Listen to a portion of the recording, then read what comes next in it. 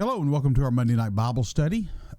From the stuff last week, you have seen that we're trying a little different format for a little while to see how that goes. We are doing basically an overview of the Bible. I am tasked with some of the historical books. There's a section there, the Pentateuch comes first, and then there's a section of historical books. I'm going to be going from Joshua through 2 Kings today. So we're gonna take the next 25 minutes or so, and we're going to talk about the entire history of Israel and the Promised Land. So this is not you have to listen fast because it goes it's going to be interesting. Luckily, if you're curious about some of this stuff, there are series that I've done in this Foundations Bible studies, the Monday night Bible studies before. So I've talked about a lot of this stuff a lot. So if something piques your interest, that stuff is available. The book of Joshua is the first of the historical books. It is the story of the conquest of Canaan, or the failure of the conquest of Canaan. The author is unknown. Probably it is written during the time of the Judges. There are some people that believe that the author is Joshua himself. Probably that is not the case. It covers the 40 years or so of the conquest, depending on the date that you give the Exodus. Some will date the Exodus around 1450. Some will date the Exodus as late as 1250. The people are given the mandate. The divisions of the book, let me go ahead and finish this slide. The divisions of the book, the first 13 chapters are about the conquest of the land, and the last 10 chapters, 14 through 24, are about the consolidation of the land once they've conquered it. There are several things to remember when you look at the book of Joshua. One of them is that it says what it means. And so the children of Israel go into the land. They start at Jericho, and I've got a map for this. They start at Jericho, and they first go to the south, the southern conquest, and then after a couple of years they go north, and they take over in the area to the north. A thing to remember is they were not destroying the cities. They were driving the people out. So there are some people who disagree or who say that the conquest never actually happened. And one of the things they point to is there's not a destruction layer in a lot of these cities that happened during the time of the conquest. But remember, again, the Bible says what it means. And there are only 3 cities in the conquest that were destroyed by fire, that were burned. It's Jericho, Ai, and Hatzor. They're the only 3 cities that are mentioned specifically as being destroyed and being burned. And those 3 cities, we do find destruction layers in the late Bronze, early Iron Age. There's no reason to go into a city, to tear down the walls, to drive out the inhabitants and burn the buildings down if you're going to want to live in the buildings. So what you do see is a transition from Canaanite culture to Semitic culture during this time that the conquest would have taken place. And so Joshua covers this period of them moving in, taking over the land, and then the early part of the division. This is the tribal land allotment. So you have the tribes that stayed on the west and the eastern side of the Jordan River, and then you have the tribes that went ahead and moved into Canaan on the eastern side, or the western side, of the Jordan River. For whatever reason, east and west is confusing to me. We then move into the book of Judges. This covers the time between the time between the conquest and the monarchy. Covers roughly 150 years, again, depending on the date that you give to the Exodus. Let me go ahead and say the reason that the Exodus is important to this chronology is that we know that roughly the time of the Davidic kingdom is around 1000 BC. So if you back off of that, depending on your interpretation of 1 Kings chapter 6 and verse 1, 1 Kings chapter 6 and verse 1 says that in the 480th year after they come out of Egypt, then Solomon lays the foundation of the temple.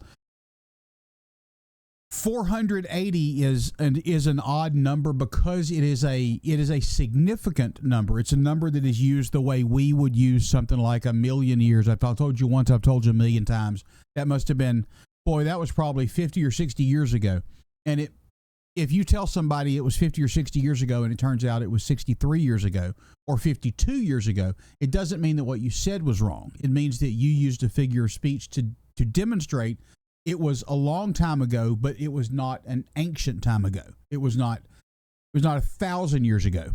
It was a long time ago. So 480 is one of those numbers that tends to be used to not represent a specific 480 years, but to represent a period of time that is multiples of generations. So it is easy to see how you can use 480 years and it represent 200. It is actually 250 to 260 years to 300 years, not 480 years and not 481 years, right? On the other hand, if you want to take the 480 literally, you have to push the date of the Exodus back further. So because we have this anchor of time where the temple was built, it depends on your interpretation of 1 Kings 6 and 1. I have a tendency to interpret 1 Kings 6 and 1 more loosely. I don't think that it necessarily means exactly 480 years. I could be wrong. It's not important. It's a matter of chronology. Do with that what you will. The book of Judges, the other thing to remember about the book of Judges is that it's not told in chronological order. It's told more in theological order. The judges that are represented probably didn't rule consecutively. So if we go back to my slide here, I've got a list of the judges that you probably can't read. But Othniel, Ehud, Shamgar, Deborah, Gideon, Abimelech, Tola, Jair, Jephthah, Ibzan, Elon, and then Samson.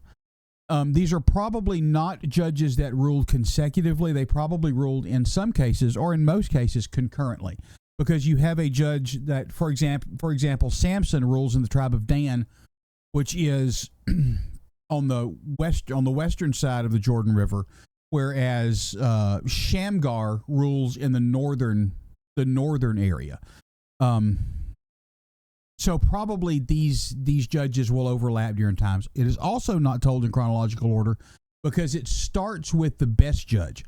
Othniel is a good man and he works and the people are doing well.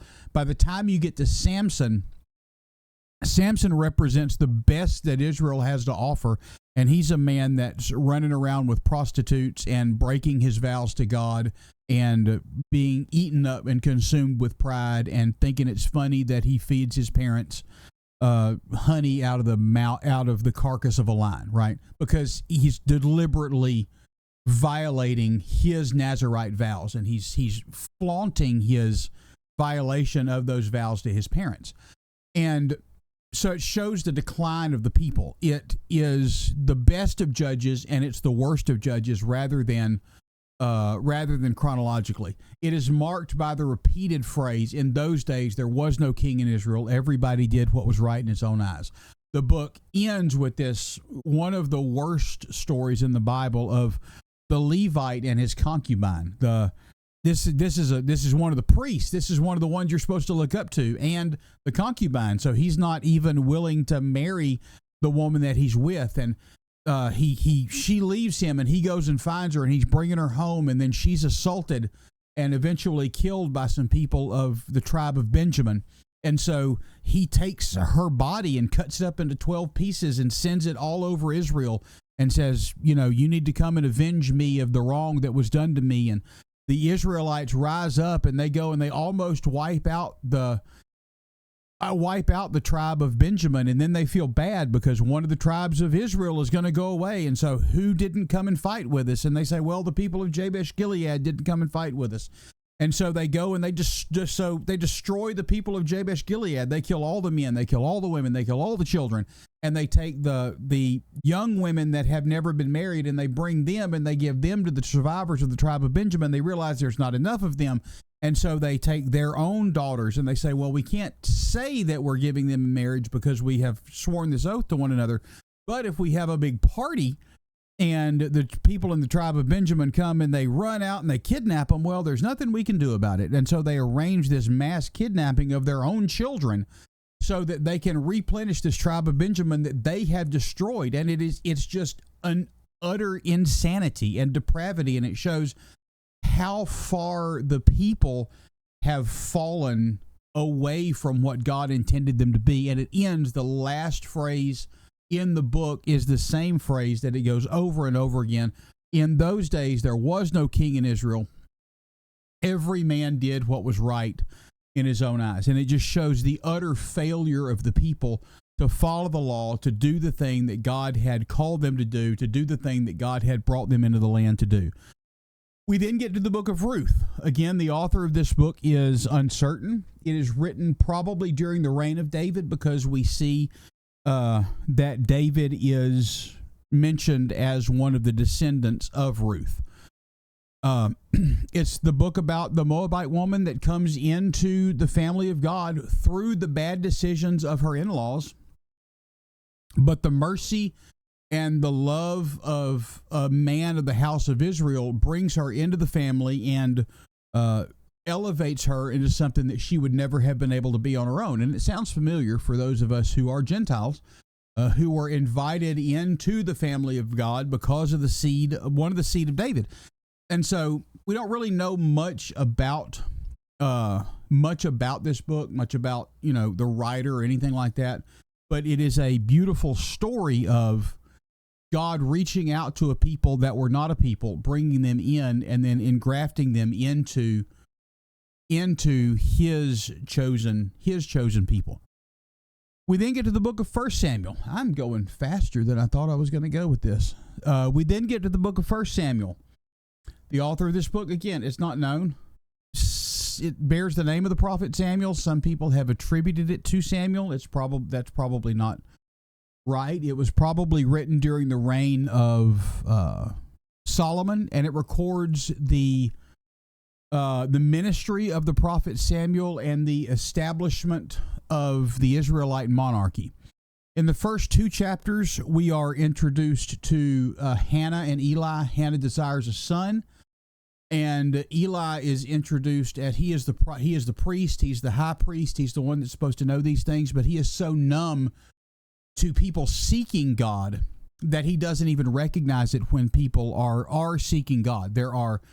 Israel has fallen into this mix of idolatry and depravity, and they're not really doing the things that they're supposed to be doing, but they're still holding on to a form. They're still trying to come to the temple, come to the tabernacle when they're supposed to. They're still trying to do the things they're supposed to do, at least in theory, publicly, while they have their idols and things like that at home. Hannah desires a son. Eli prophesies that she's going to have a son, and Samuel is born. Samuel is brought to the temple. He's raised and gains a reputation among the people for his dedication and his wisdom. We told the story of the Ark of the Covenant being taken by the Philistines. Eli dies. His sons die all on the same day. And then they look to Samuel to become the leader of the people spiritually. Samuel will then rule Israel as Israel's final judge and probably best judge for an indeterminate amount of time. But Samuel starts getting old, and the people look at Samuel's children, and they know that Samuel's children are not Samuel. They are not fit to lead. They are abusing the people of God. They are polluting the tabernacle. They do not do the things that they're supposed to be doing. And so they ask for a king like other nations. And so it is not that God did not want them to have a king. It's not that God did not want them to ever have, because God outlines in the book of Deuteronomy what to look for in a king. This is what a good king is going to be. But he doesn't want to have them have a king like other nations. God's king is to lead the people in worship and praise and relationship with him.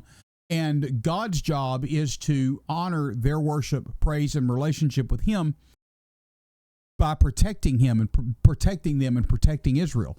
What they want is they want to be able to worship, honor, and lead their own religious lives by themselves, and then have the king protect them. So they want the king to take over the job that God said that he's going to do.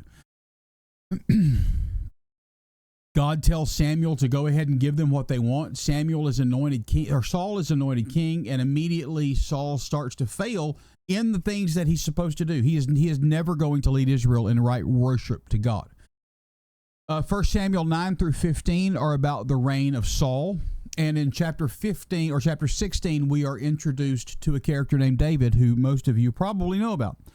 1 Samuel 17 tells the story of David and Goliath, and then the rest of the book is about the ascent of David, even when it looked like he wasn't ascending, and the fall of Saul, even though it looked like sometimes Saul was winning. The book ends with Saul trying to find a witch at Endor to call up the shade of Samuel to tell him what he ought to do, and he dies on the battlefield at Mount Gilboa.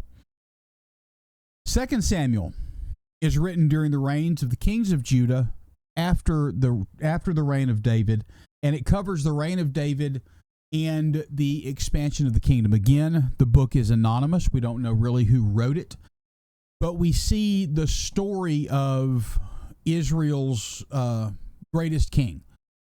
And it is not a sugar-coated story. It is certainly no hagiography. It's not a book written in praise only to David. We see all the warts that David had. We see his problems, and we see his struggles, and we see his horrible sins. David falls again and again and again, but he always goes back to God. He always brings an attitude of repentance to God, and God always forgives him. David is anointed king of Judah after the death of Saul. After a short civil war, he is anointed king over all of Israel. He then goes and captures Jerusalem and makes it his capital city and starts to consolidate his power within his borders. He will bring the tabernacle from Shiloh. He'll bring the Ark of the Covenant. He'll go get it from where it is with the Philistines, and he'll bring all that into the city. Then in 2 Samuel chapter 11, we see him fall in sin with Bathsheba. One of the things that I think we've misread in this, Bathsheba was not bathing on the roof. David was on the roof, and he sees Bathsheba bathing. She probably was inside. I think she was on the roof with a bathtub.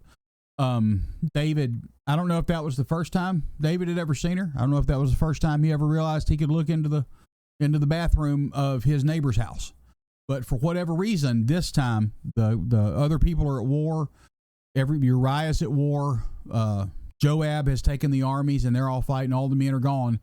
And David says, this is my shot. And he goes and he gets Bathsheba, brings her over.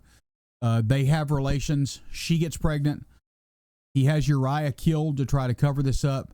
Nathan the prophet comes. He tells him the story about the man that had the one small lamb, and the rich man had a friend come over, and he went and stole the poor man's lamb and had it killed and served to his friend. And he says, what do you think should be done to the man? And David said the man should restore fourfold what had been done, and he should be cut off.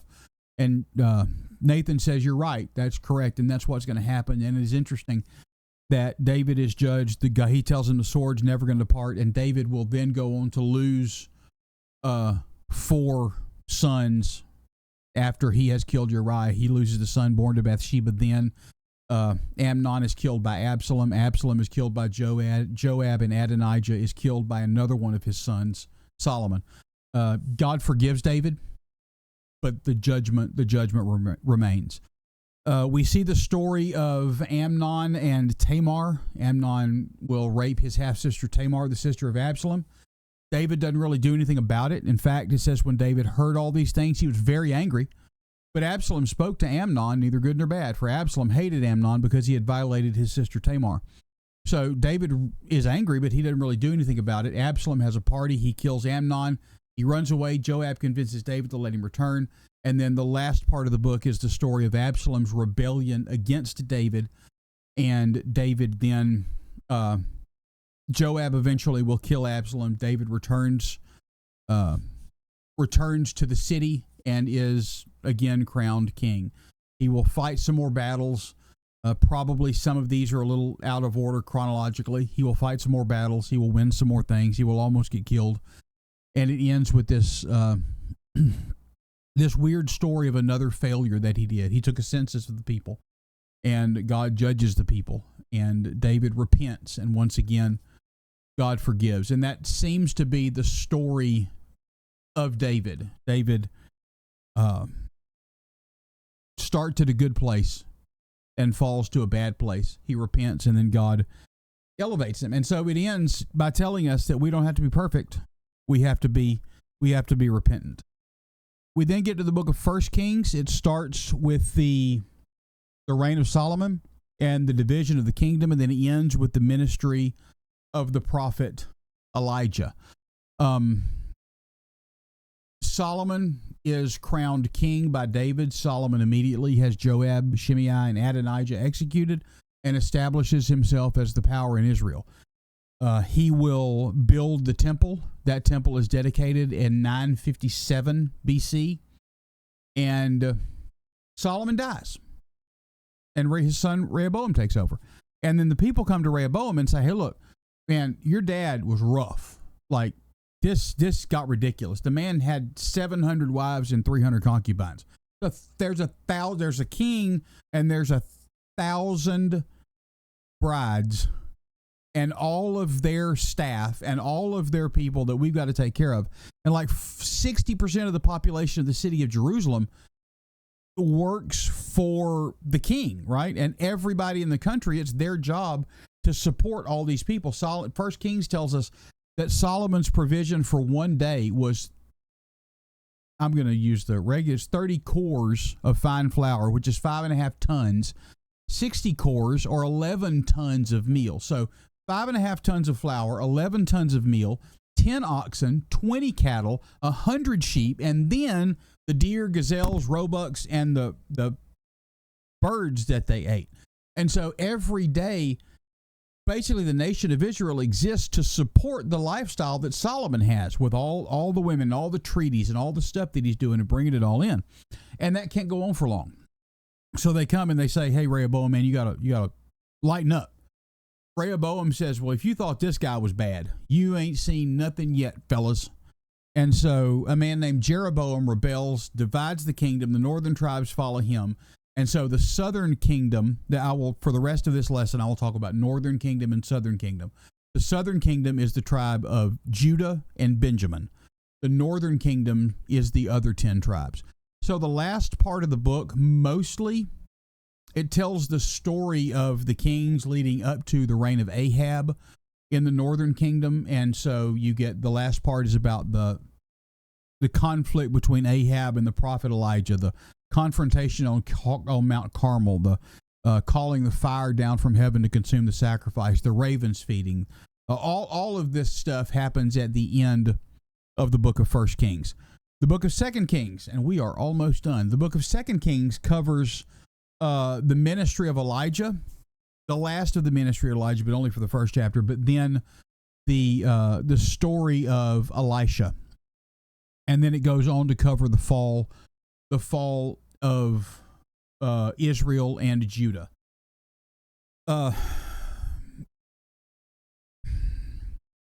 Elisha established himself as a prophet. He's chosen by Elijah to follow him. He establishes himself as a prophet through a series of miracle stories that we see. We see the axe head floating. We see him, those who are for us are more than those who be against us. The prophet Naaman, the Syrian. All of these stories are in the first part of 2 Kings. He will then anoint Jehu as king over Israel to finally purge Ahab and Jezebel from the kingdom. Jehu does. Jehu goes, and Ahab is killed. Jezebel is killed. All of the family of that dynasty are wiped out. and Jehu is pronounced king. He is not as great as he should be, and the downward spiral of the northern kingdom continues. In the southern kingdom, we have some relatively good kings. We have Joash now. He's restoring the temple. He's following his mother, Athaliah, a wicked queen. He's following her, but he's doing the things. He's restoring the temple. He's following in the footsteps of David, and the north is just falling apart, right? God brings judgment on the northern kingdom, and they're taken into captivity by the Assyrians in 720 BC. So just about 200 years after the time of Solomon, after the kingdoms have split, the northern kingdom ceases to exist. The end of the book tells about the downfall of the southern kingdom. We have gone from the peak at David and Solomon ruling and reigning and being everything that God wanted David to be. Solomon starts making mistakes, and at the end, they don't learn the lesson that God had tried to teach them through the fall of the northern kingdom. They fall into apostasy as well. They are taken into captivity by the Babylonians in 586 BC. So the southern kingdom lasts about 350 years. So basically, from the time of David to the time of the captivity and the fall, the completely wiping out of what was the kingdom of Israel is only about 350 to 375 years. So that will cover the first of the historical books. Next week we will have another guest who will continue our overview, and hopefully you're finding this helpful. Hopefully you're finding it enjoyable, and hopefully you're finding it a little bit of a break from me just rambling most of the time. Although you did have to hear me ramble tonight. So, for that we apologize. Remember, I love you. God loves you. Lord bless you. And we'll talk to you next week. Thank you.